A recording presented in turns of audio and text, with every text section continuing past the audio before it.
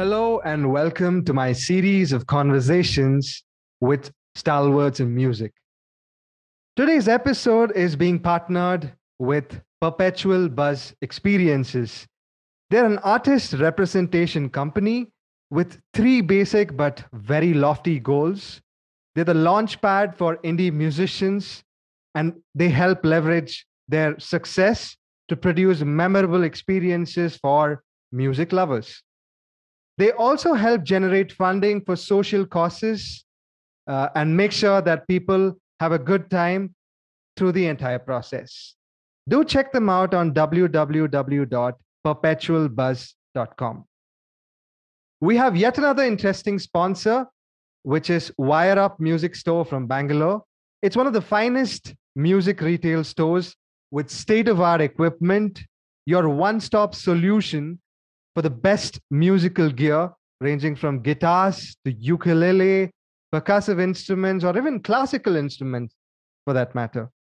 Do check out their Instagram page on wireup.india. My guest today is from the world of rock music. He's a singer-songwriter, producer, and a guitarist. He embodies the highest aspirations that any guitar player would have, joining forces with the legendary Deep Purple. His 2010 Sophomore release gained him nominations at the prestigious British Blues Awards. He has opened shows in the UK and Ireland for legends like Jeff Beck, Joe Bonamassa, and supported his early guitar hero, Joe Satriani, and played at the prestigious Glastonbury Festival and several other stages. He's been associated closely with PRS Guitars and happens to be a music educator too in the Brighton Institute of Modern Music. I'm delighted to welcome Man of the Hour, Mr. Simon McBride. Hello. Hi, Simon. Hi. I'm good. I'm trying to figure out how to turn. Oh, there we go. Sorry. I don't normally use my phone for this sort of thing. So. That's all right. Is there a way you could sort of change the orientation to horizontal? If the that works much better. That's yeah, no problem. Let me just step this up. As I said, my computer just decided this morning that it was just not going to play ball. Oh my god! Give me 2 seconds. Sure. Take it easy. No stress. I like your T-shirt. Pretty. I'm a fan of Top Gun and things, I guess. So yeah. Are you trying to promote the new movie? No, I'm not trying to promote it, but right. I'm all I grew up in the '80s, so all those '80s kind of movies and '90s things. That's right up my street, so it's all good. Wonderful. I see that you're in a studio. Which part of the world are you in? I'm in Ireland, and this is my little home studio at house. So yeah, no, this is my little cave of toys and many guitars and lots of amps and stuff like that everywhere. So yeah, this is where I do lots of my work, I suppose, if you want to call it. Lovely. So, but, yeah. Got a pretty fancy setup there. Yeah, I do. So it's small, but it does everything I need. So wonderful.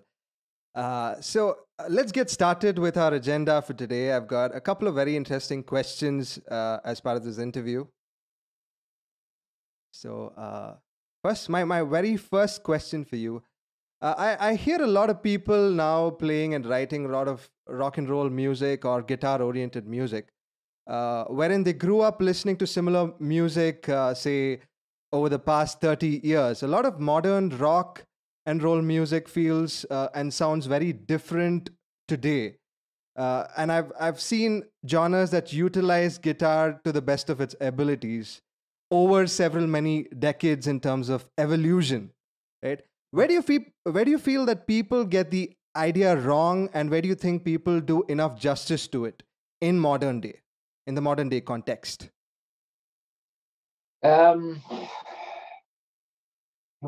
don't know whether well, people, I don't know whether people get it wrong. I think really there's no real wrong or right in any sort of music. I think it's more just to do with it's a preference with people. Everybody has their own thing that they like or love. Like there's certain things out there I don't like, but people love it, and that's just the nature of music, and that's the beauty of music. I think with with rock stuff or whatever, it's people. Uh, there's so many different styles and genres these days. 30, 40 years ago, you had one genre, which was rock, which was everything. That could have been, very light sort of bluesy rock, or it could have been heavy rock, like more in the Black Sabbath kind of thing. So I think today we are allowed to have various, you know, styles, if you want to call it, or various variances in music. It's not a case of this person's right, this person's wrong. I think, well, that's just me personally. Everybody's different, but I just think there's always something in every piece of music that's out there for someone. It's I try to find the best, or try to find something or some sort of inspiration in any piece of music that's out there. So it's just who I am, who I've always would have always grown up to know, in a way, because I've always been around so many different types of music. And so, but it just so happens with myself, I've always just, because I come from that kind of 80s rock, sort of classic rock period, Sure. it's me. There's certain bands that do it, and I go, nah, you're not doing it right. And but again, that's just my personal preference. To somebody else, that they may be doing it correct, but I'm kind of old school in a way, and I like things to be done, the way they were done, like in the 80s or the 70s, with certain guitar sounds and things like that. And so yeah, I think in general it's a personal thing, really, with everyone. What they can take from every experience, from any piece of music that they listen to. So yeah. All right. But coming back to my question, what would ideally work, in terms of music? What is appropriate, uh, or what would be the right way to do justice to the genre? It's being respectful of little things that they do in whatever genre it is. If, say, for example, if it's classic rock, you kind of have to think, you have to listen to a lot of old classic rock and listen to it and go, okay, well, what do they do there? What are they playing? Is there, for example, is there a particular guitar solo that is just part of the song that's unique to, or can I change that and make it my own thing? It's like when I'm doing this Deep Purple thing, it's like there's certain guitar solos on record which I'm not going to change, because it's like, we have this saying here, if it ain't broke, don't fix it. But to achieve certain sounds within a certain style, like for the classic rock thing, you kind of need to use that kind of low gain, kind of classic rock Marshall kind of a sound. And because it's all, each style has their own character, and you have to respect that. If you want to be a classic rock band, you have to kind of just, okay, go to those sort of guitar sounds. Or if you want to play in a funk band, go to those sort of guitar sounds or whatnot. So it's just being respectful of whoever of the genre. I think, and just really listening to it and understanding what is needed. The little variances, as I said, little small things. It's all in the small details with a lot of it. And you know, with some of the rock stuff, it's just about the simplicity of it too.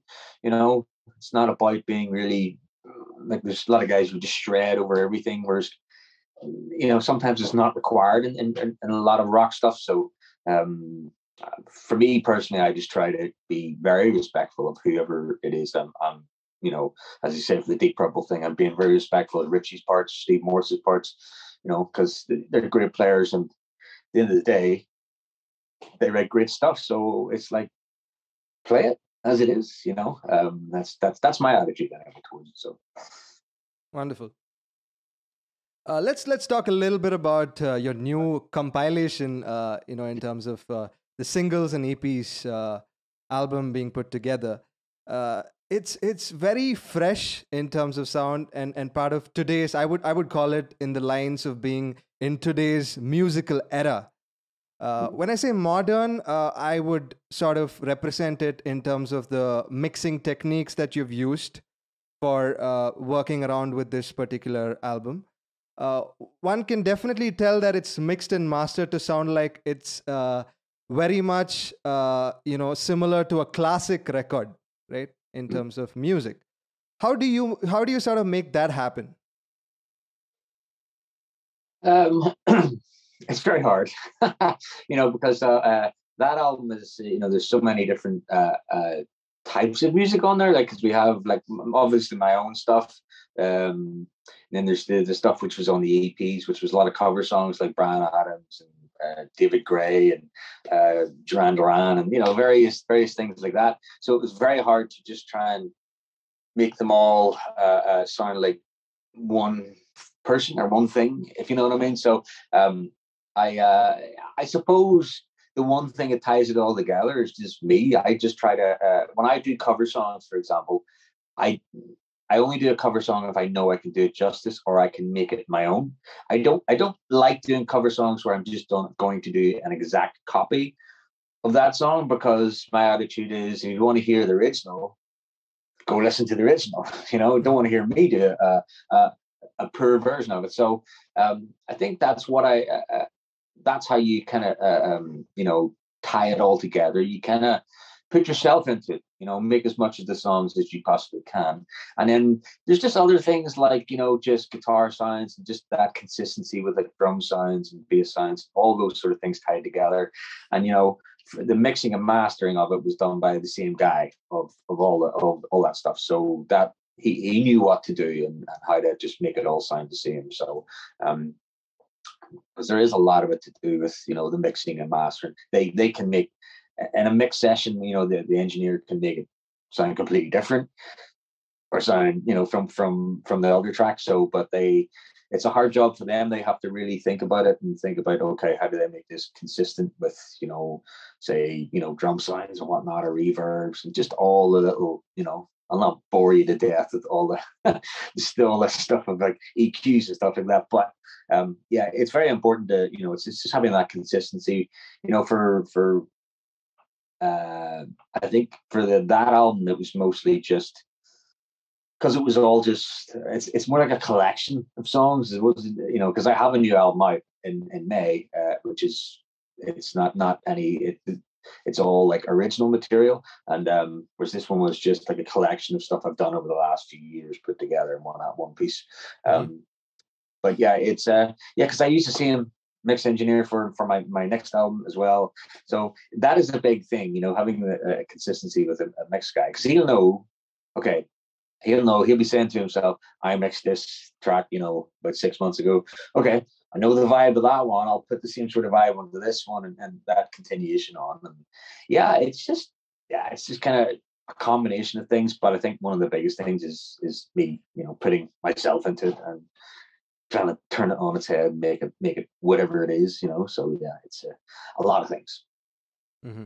I have yet another follow up question. You did mention sticking to the roots, being solely towards a particular musical route, say of any particular genre. So my question to you is, how do you pay enough justice to playing iconic solos, right? When you're sort of interpreting it in terms of a classic rock kind of musical form, do you like to keep it the way it is, or do you sort of add your own flavor to it, right? If I were to take Deep Purple, for example, when you're touring with them, what is your approach to playing iconic musical solos of classic, classic rock musical pieces? Um, well, it's like, as I said before, I'm very. It's a lot of the iconic stuff. I grew up listening to, so, and I loved all the guitar solos. So, it's there's two things. One, when you get so used to hearing a guitar solo a certain way, you know, whether it's say for example, we take like Highway Star from Deep Purple, right? I'm so used to hearing that guitar solo, I just can't imagine anything else being in place of it. So it would be very hard for me to just sit and try to create something over it, because my head, all I hear is Richie's classic solo. That's it, you know. So it's, you know, there's other solos I do. Like even for example, Smoke on the Water. There's parts of the solo I really like, and there's parts of the solo I think I could probably squeeze a bit of me in there, you know.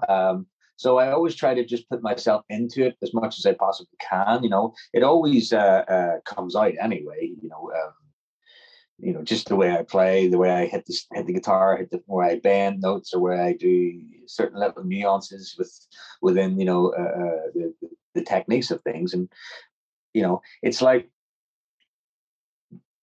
I always sound like me no matter what I plug into, right? Like if I plugged into Eddie Van Halen's rig, I would be like, yes, I'm going to sound like Eddie Van Halen, but no, I just sound like me. That's it. So it's no matter what we do. So when it comes to iconic pieces of music like that, I listen to it and go, well, I really want to play that solo, so I'm just going to play it, you know. But sometimes there's guitar solos which people do, and you can tell it's a bit more improvised, and so there's that room for, you know, to put your own creative parts to it. So that's I just listen to it and see, okay, that one not going to change, that one not going to change, that one, yeah, maybe, you know. So it's a bit of mix and matching, you know. And even the ones that I do play note for note of say Richie's or Steve Moore's, it's a case of I'll play it, but it'll still sound like me playing a Richie guitars. It's all my little things that I do, you know, which I can't explain. I don't know how to, but it's just in me. So yeah. Well, we have a lot of interesting viewers from different parts of the world who are also putting a couple of interesting questions on our feed. Some of them have to ask about the sequence of events during your audition with Deep Purple. Could you take us through that experience? What was it like? To be honest, I never really auditioned for Deep Purple. I just got. I've played, you know, I played for Don Airy and I played for Ian Gillan a lot anyway. So, and I played with Roger Glover. I played with Ian Pacey. I played with all of them. I just haven't played with them at the same time, you know. So, but I suppose, you know, it's just I suppose that sequence of just me being involved with, you know, the guys of Deep Purple anyway. And I know I play with Gillan, and we do a lot of the songs anyway. So I was kind of like, well, Simon knows them, so this is how Simon did. So yeah, so there was no real audition process. You know, they at the end of the day, they know what they're looking for, and obviously that's me. So I was like, okay, so it's not really. I don't think bands really hold auditions anymore. I don't know. Maybe I don't know. I've never been to an audition. I don't know. All right. So I just got the call from the management, and I was like, okay. So yeah, it was good. But yeah, it's a really cool thing to be a part of, you know, because it's you know, it's Deep Purple. It's like one of the iconic rock bands of all time. So yeah, it's very fun. I'm looking forward to it. You know, so. Probably an interesting anecdote from your first, experience in terms of being with them in a rehearsal space. What was it like for you? I haven't done a rehearsal yet with them, so Oh wow, rehearsals. Yeah, no, it's we go incredible. on How do to. you manage? Um, it's just about being prepared, you know. Our first rehearsal is in May, so because we go on tour in May, so we're going into a rehearsal room for about a week and stuff. But yeah, it's look, I just treat it like it's any other gig, really. You know, that's where the professional musician comes out to me, where I just prepare lots of. I just learn all the songs, you know, and just I always prepare like different alternate versions of maybe guitar solos or different things, the way to play things. And then I just go in and play. And because the thing is, when you go to play with any band, it's the rehearsal space where you go to rehearse. It's not a place to learn stuff. It's a place to just run the set, run the songs, and play with Sure. the other guys. Where you do all your learning is right here in your house or your studio or whatnot. So it's it's I kind of know most of the stuff anyway, so which make my job a lot easier right now. So it's still hard to do because there's so many different little parts in each song. It's just hard to remember it. So it is. So, but it's fun. It's great. I get to play all those iconic rock songs, and it's cool. It takes a lot to sort of do it without rehearsal. Like sometimes you might be in a different headspace altogether to how the entire setup would react to Yeah. someone new coming in, right? So that might be a little bit of a surprise sometimes for a lot many musicians. Yeah. Well, yeah, it's like for those guys, indeed, probably like it's been 26 years since they've had a different guitarist, so Yeah. this is it's a big deal for them, so, but yeah, it's like at the end of the day, we're all musicians, it's we'll once we start playing, it'll just start to make sense. That's just the way it happens. When you're a professional musician, you just have to work off the other guys, and those guys are great players, and you just that's when the magic starts to happen, when you're in that room with 3-4 other dudes, and you're just like, you start working off each other. I'm kind of fortunate. I kind of know them already, so we have that communication thing. So it's not like I'm meeting new people for the first time. I know them anyway, so it's that's what makes it a bit easier, So, Yeah. but yeah. So you already have some bit of chemistry going on with Ian and of course Don as well. Yeah. No, As part of their I know projects. Ian. I know Gillen and very well, and I've met Roger. I've met Roger before, and he's a lovely guy, and basically I got on well with him. So I know them all. So yeah, it's that's a big part of it, is getting on well with people. Because if you're going on a road with somebody for a long period of time, you have to like them. So. Yeah. Let's get into the songwriting process in terms of your own music. Do you write music when you're in a particular mindset or specific time frames for you in terms of doing the process? Because there's so many bands that write about specific topics. What is your approach in terms of songwriting? Yeah, I'd like you to throw some light on that. Yeah, well, my new album, which is coming out, I knew I had to do an album. I'd signed to Ear Music, and they wanted a record, so I was there was no real pressure on me to like any certain particular deadline to I need to have an album by such and such a date. It was just like write some songs and see what happens. Um, So, like my last album I released was in 2012. So it's been a while since I released any sort of albums of my own. It's not that I haven't been doing, albums and stuff. I did a lot of stuff with Don Airy and Snake Charmer and various other things. But for my own thing, the songwriting process is, yeah, I kind of work. I work best when I know there's a deadline. Because my life is organized chaos and I have so much else going on. So I have to know this has to be done by then. Mm-hmm. Okay, I can do it. But sometimes I just sit down and write a song. If I have, half an hour or something during the day, I'll pick up the guitar and just start playing around and see if I can come up with any ideas. Because the funny thing is with songwriting, it's like the inspiration can come at the most random time. I remember a period of time where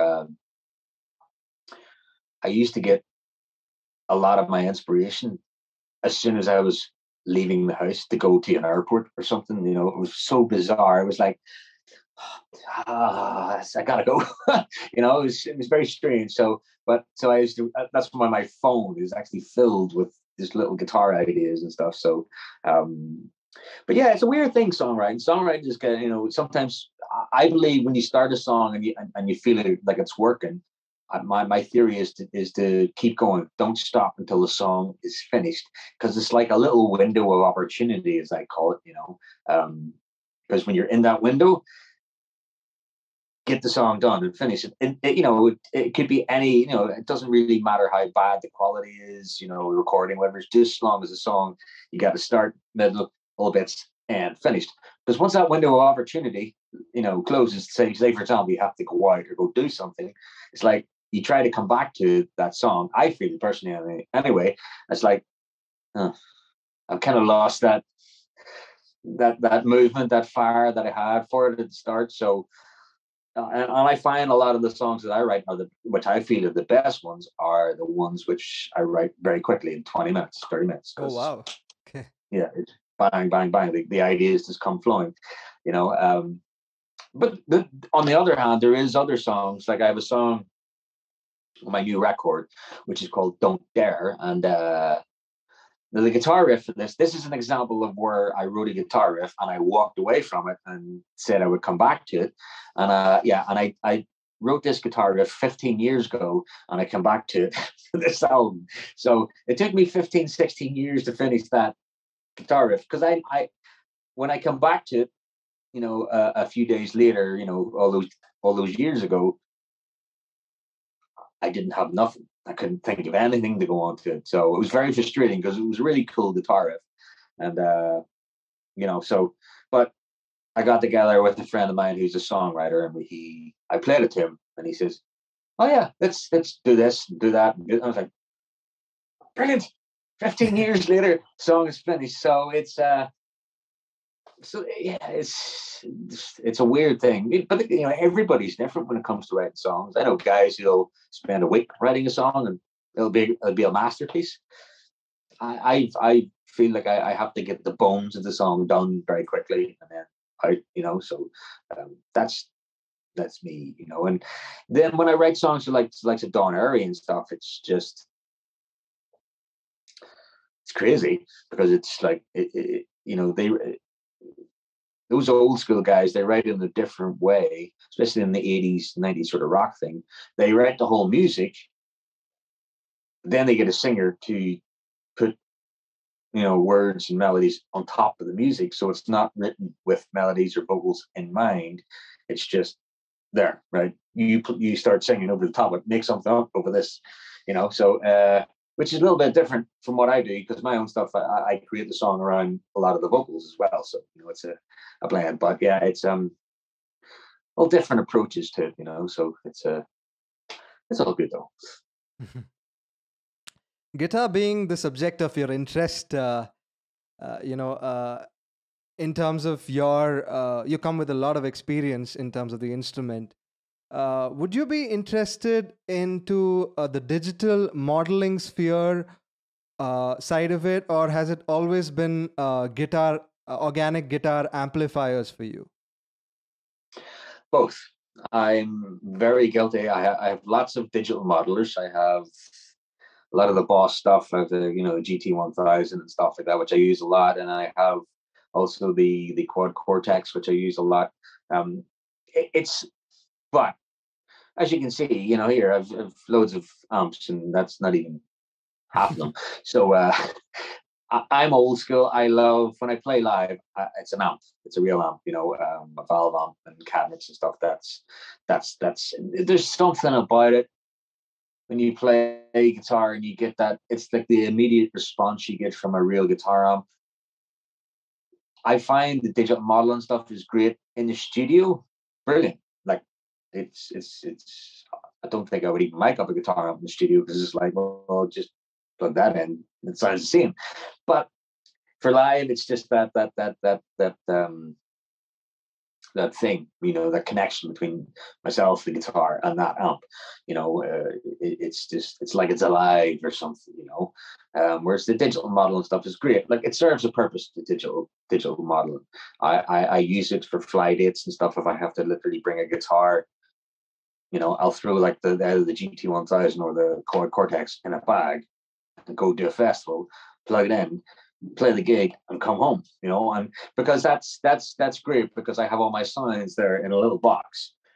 Because a lot of time when you do festivals, you maybe turn up and there's not your amp you want to play through, or it's not working properly, or which, yeah. So it just gets rid of that element of, I'm not going to have a good gig because my amp doesn't work properly. Whereas you just plug in the box and it's like, I'll do it. It's fine, So, but yeah, I still am old school, and any chance I can use an amp, I will. It's just the way I am. I love old Marshalls and Victory stuff and PRS and some other stuff there as well. So yeah. Yeah, I'm sure there's a lot. There's a lot in store there. You can might as well start your own music store with that collection, like a vintage collection, vintage Simon McBride exclusive collection. Yeah. You never know. I can need a few more for that. Wonderful. I want to understand a little bit about music consumption these days. Typically, we have everything available at our disposal because of the digitization and the globalization which has taken place drastically over the years. Everything is available at our own disposal. It's easily affordable. It has its own pros and cons, right? So I just end up paying, say, $10 a month for like a premium music subscription, right? But while I was growing up as a little boy, I used to go to a music store and pick up a CD, right, when it was out. I used to look forward to something like that. There's been significant evolution in the way that people have consumed music over the years. The radio sure has had a lot of influence, and even your typical music systems back in the day, which could play cassettes and CDs at the same time, was a total game changer for a lot of us. How do you think music is being consumed now versus any era, any particular era you'd like to reference? Well, yeah, it's the world is constantly, it's just one big pot of evolution, really, and we just have to move with it. I think today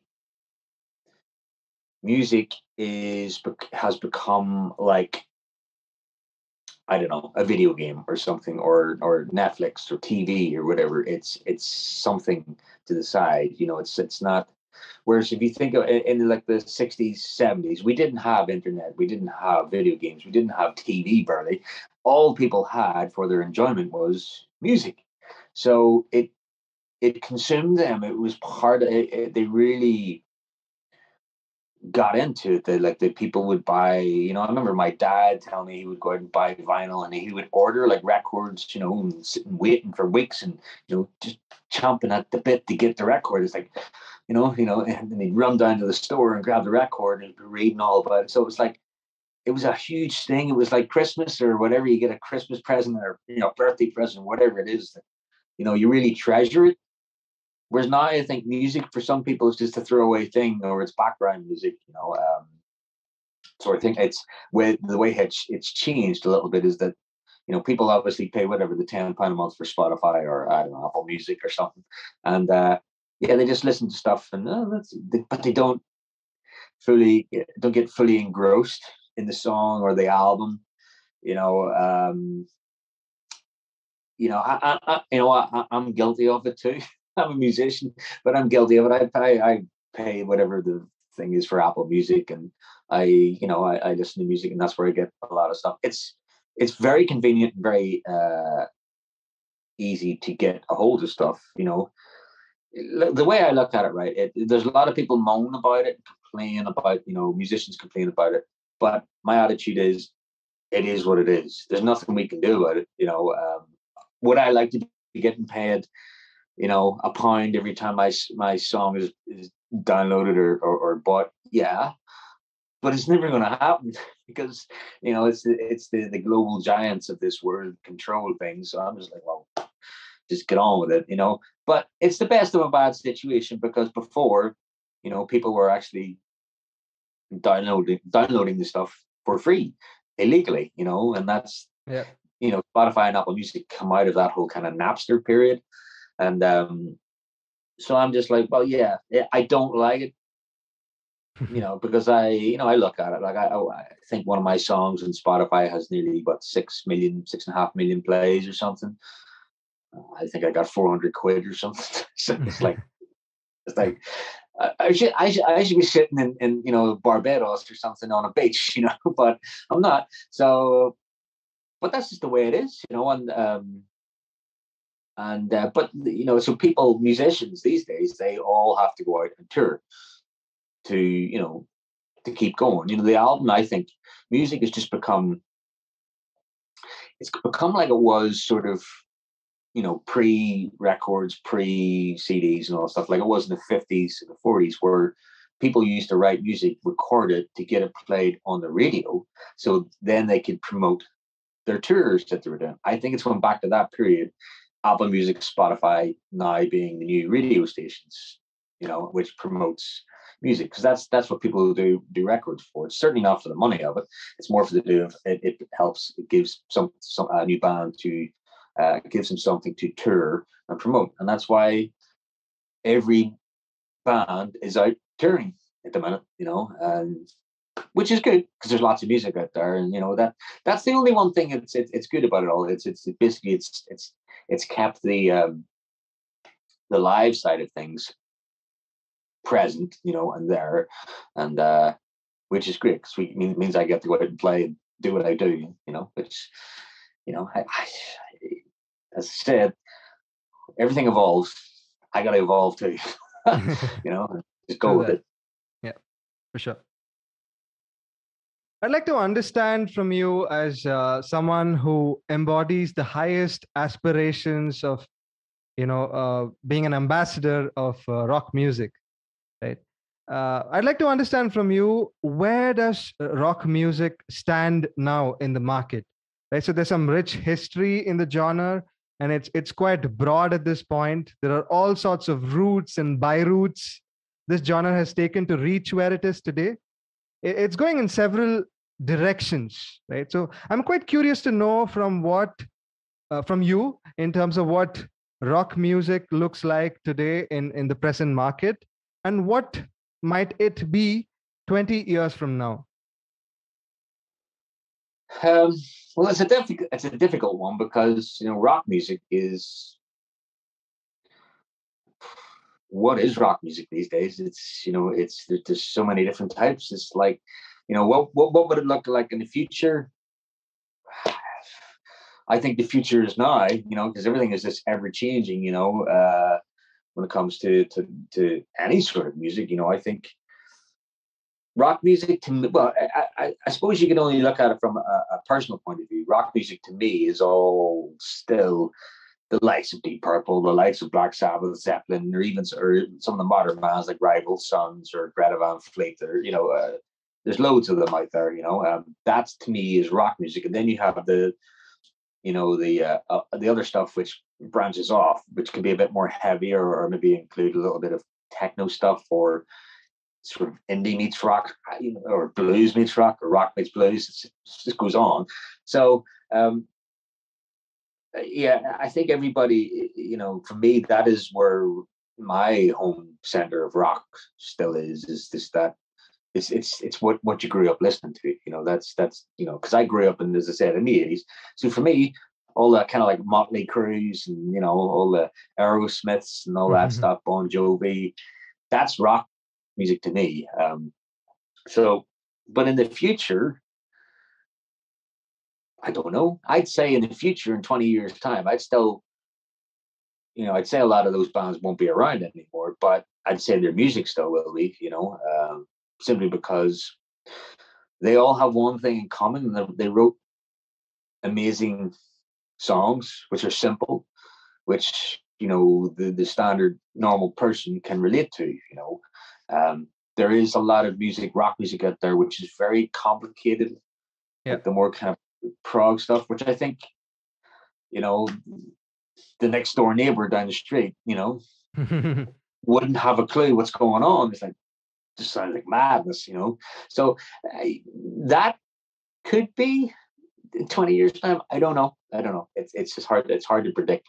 The other thing is, I also believe music goes around in cycles. Um, I believe we're back in the sort of 80s period a little bit, because there's a lot more keyboards and stuff coming back into, rock music and stuff. Whereas about 10 years ago, it was more about the 70s thing. Like you had bands like, Rival Sons who came on the scene, and, obviously Greta Van Fleet, they're more in that just classic, guitar, bass, drums, and vocals. That was it. Well, now we're kind of hitting the 80s part again, I think, so, and then go back in the 90s. And then, I think music just goes around in cycles, so I don't know. You do the math and figure it out. I'll try my best. So when I think of Simon McBride, what comes to my mind in terms of music would be a couple of interesting things, like you're a true master in terms of hook lines, ranging from vocal lines to the guitar riffs, right? Very catchy music that stands out and is truly singable for any music vocalist, right?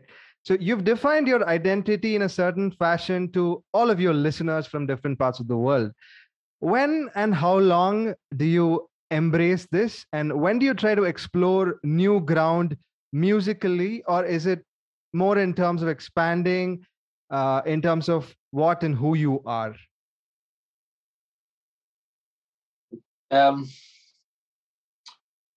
be honest, I don't really think about it that much. I just play, and for melodies and hook lines and stuff, it's again, it all boils down to me. It's about being simple with things. That's it. Because if you think about all the great songs of the world and all the bands that we all will remember for the next 100 years, they all, as I said, they all had one thing in common. They all had simple melodies, simple hook lines, simplicity.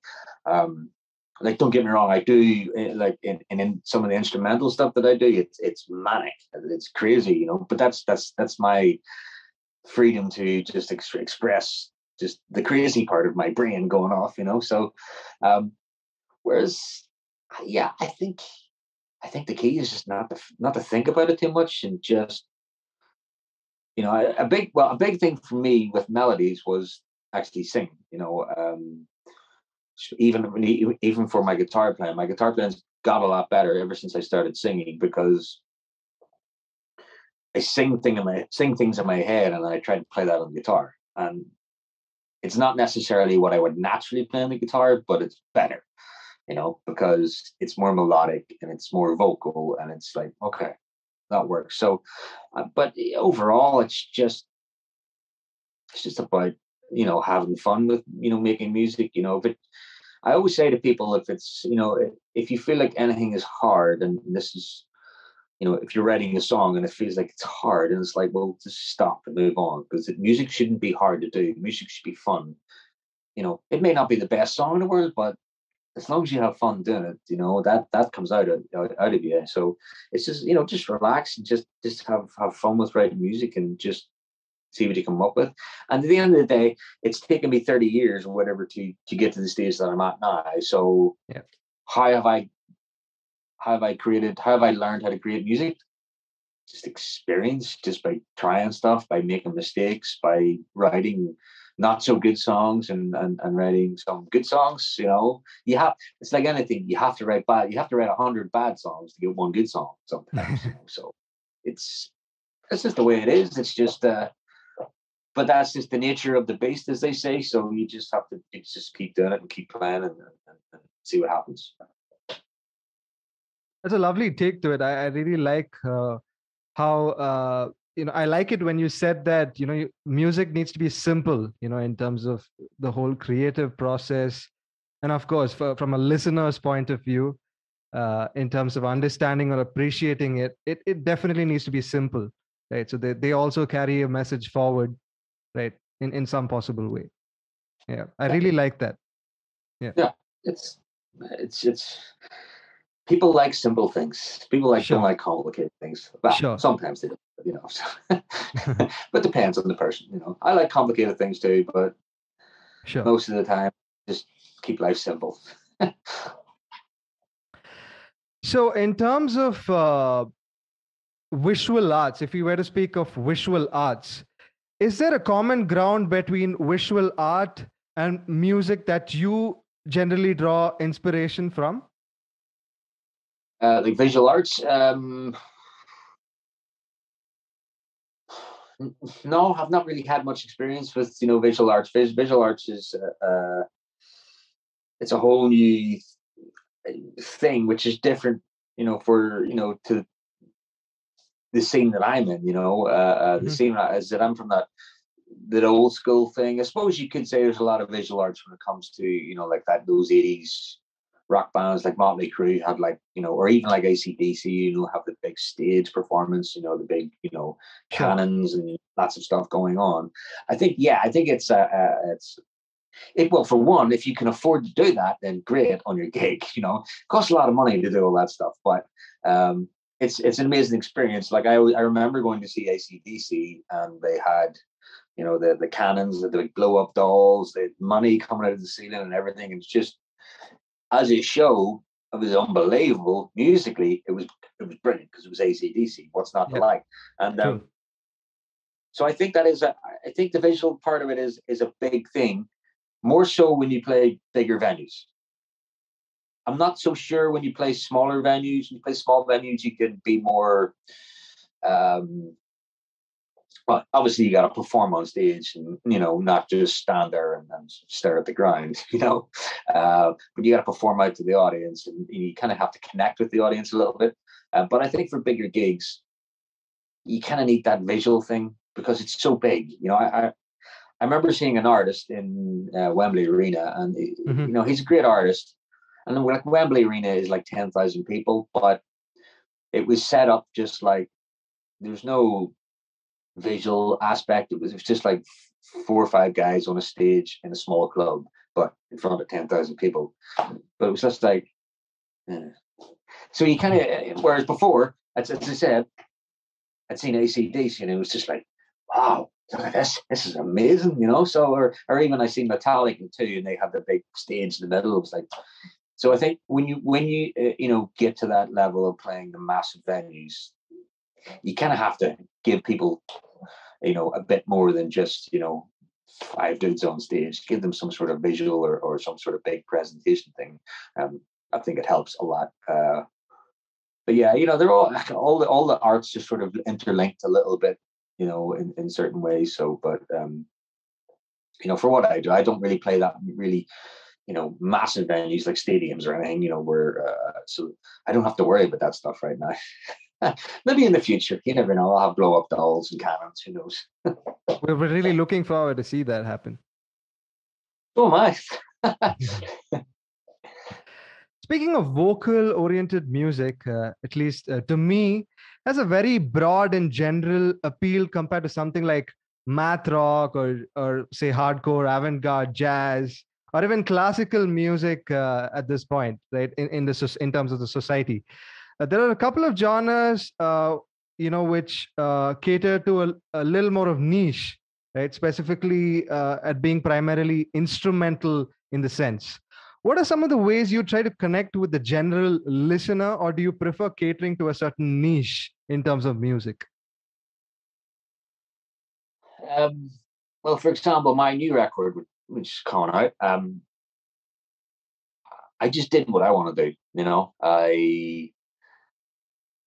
It's like before, when I did albums, I was always kind of steered or pushed in a certain way or a certain thing.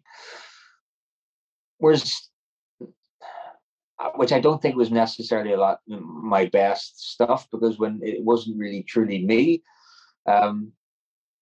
Whereas my new record is me. It's basically I had the freedom just to do whatever I want to do. That's it. And so, and I think then your best material, your best songs will come out of you then once you just do what is you. Because at the end of the day, as I said, I can pick up the guitar and learn all the Eddie Van Halen licks. Doesn't mean I'm going to be Van Halen. It's the same with songs. It's like, you just have to write whatever it's in here. It's true to you. And I think you'll write the best music, and because you'll be very free and very relaxed and not under any pressure. Like my record it's like a little story of my life, really, I mean, because there's different kind of things on it. Like it's mostly rock stuff, but there's a song on it called Trouble, which is on the EPs, and it's kind of from the days I was playing like R&B soul stuff with a guy called Andrew Strong, so it's very reminiscent of that and stuff. So yeah, and it's at the end of the day, if I like it, I think other people will like it. That's all you can do as a musician, is just do what you feel is good, and then hopefully people get it, and hopefully people like it. That's if you sit down and try to write music for what people are going to like, it's a 50-50 chance whether they like it or not anyway. So it's, but yeah, I just do what is me, and that's it. I just write for myself. I hope people like it, and that's all I can do. That's all I know how to do anyway. So can you sort of describe a little bit about the differences between financial success versus artistic fulfillment? Well, you kind of need both. It's a funny thing. You can't survive in the music industry if you don't have money. So but it's a weird,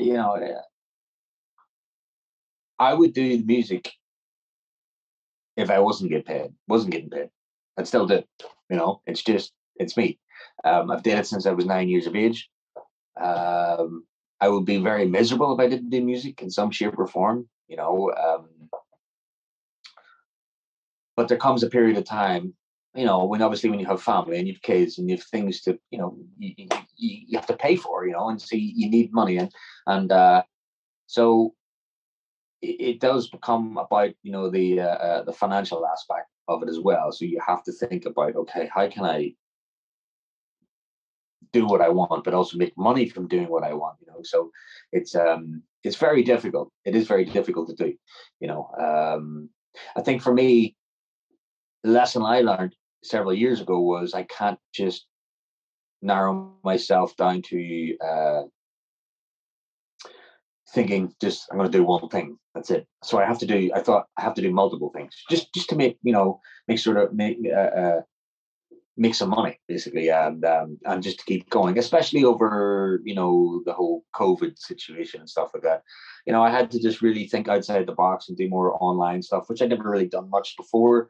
But again, it's evolution, so I had to just think about it, and and that, lucky enough, kept me going. And I teach. I also have my online learning thing, and I do sessions, I do whatever, because it's, you never know, because there's a saying in the music industry which is called feast or famine, because it's literally, you could be really busy making lots of money or whatever and doing what you love and have a great crack for like 6 months, and then it could be 6 months of sitting in the house going, nothing's happening, so it's but as I said, you do need both to kind of survive, to keep doing it. There's some guys out there who have jobs, normal day jobs, but they still play music and they love it and they're happy, and that's great. That's that's what everybody needs. The thing is, in music, it shouldn't be about your first thought shouldn't be about how can I make money from this. It should be about how do I make good music? How do I be the best of what I can be on the guitar? Because then once you're the best you can be on the guitar or whatever instrument it is, people will want to, hire you for your services, if you know what I mean. So that's just the way it goes. It's like anything, if you're a doctor, right, and you don't have the qualifications, nobody's going to hire you. Sure. True. It's just the way it is. It's the same in any industry. So, but yeah. Wonderful. I would also like to understand from your experience in terms of working with Sweet Savage, Snake Charmer, Deep Purple, Don Harry, and all the artists you've collaborated with over the years. What does it essentially take to be a good collaborator? It just to be a good collaborator, you got to just be open-minded, and be willing to adjust to different things. Don't be stubborn. When it comes to ideas, musical ideas or whatnot, you just gotta be open-minded, and because everybody, you should always just have the one thing in common, and there should be one purpose in any sort of situation of music is, and that is the song. And if it works for the song or songs or an album, whatever it is, that's, to me, that's my thing. I'm very easygoing, and I get on with everybody, and I don't, like, when I'm around people and that within the industry, I don't share my inner personal thoughts, or if I'm not happy about something, I always try to stay positive about everything. Because nobody wants to be around somebody who's miserable anyway, so it's but yeah, it's just about being open-minded, and taking ideas from other people and sharing your ideas, and if somebody doesn't like your idea, that's fine, it's grand. Just try something else. That's just the way it is. That's how I do it anyway. So lovely. In the interest of time, I have one last question for you. yes. This is like a custom in most of my interviews, right? This is a common question to all the artists that I talk to. Okay. Down in the distant horizon, what would you want to be remembered as? That's a good one. I suppose I like to be remembered as a great musician, because I feel, I'm a guitarist first and foremost, but I also sing and I write songs and stuff. So, and I feel like I have a lot more to give than just guitar playing, even though people see me as mostly as guitar player, which is fine. But yeah, I suppose just a good musician, an overall musician. That's what I want. I'd like to be remembered as. Yeah, I suppose that's it. Just a good musician. Yeah, I was going to say a plumber, but no, that wouldn't work. Lovely. So we as avid listeners from India would love to celebrate all the dozen musical pieces and all the accolades that you are going to be part of in the next couple of years as part of your musical pursuits. We would love to hear a lot more music from you, which also displays a fair amount of your vocal abilities and, of course, the rich songwriting in terms of the music that you have for us.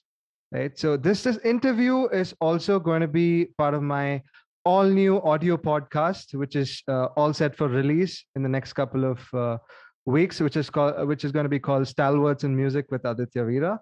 And this interview is additionally going to be aired on Big FM Shillong and Azol, two incredible radio stations that promote global music. So that is going to be happening in the next couple of days. Before we leave, before we conclude the session, I'd love for you to give a concluding note in the form of a musical note, if you can, for the people of India. Well, but I play something. I don't have anything set up right now, man. That's all right. That's all right. Maybe you can just speak a few words of inspiration for a lot of aspiring musicians out here. Yeah, well, if you're a musician out there and you're I guess the one thing I can say to people is just never give up, because you never know what is around the corner, what is going to happen. It's taken me 30 years to get to this level where I feel like I'm finally, kind of breaking through a little bit. So it's just never give up. Just be the best of what you can at your instrument, and just keep going, and be very outgoing, and just do everything that you possibly can. For years, I never said no to anything. Anybody asked me to do something, I was like, yep, because you never know where that simple little thing you did in a club or something may lead you to. It's just one of those things. You just got to keep going, keep fighting for things, and that's it. This has been my inspiration. I just don't stop. I just keep going and here we are.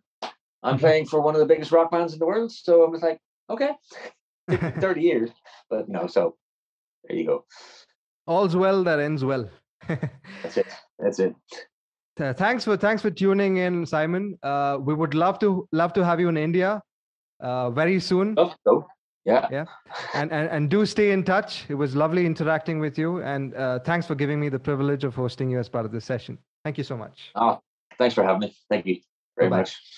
Bye-bye. Cheers. Take care.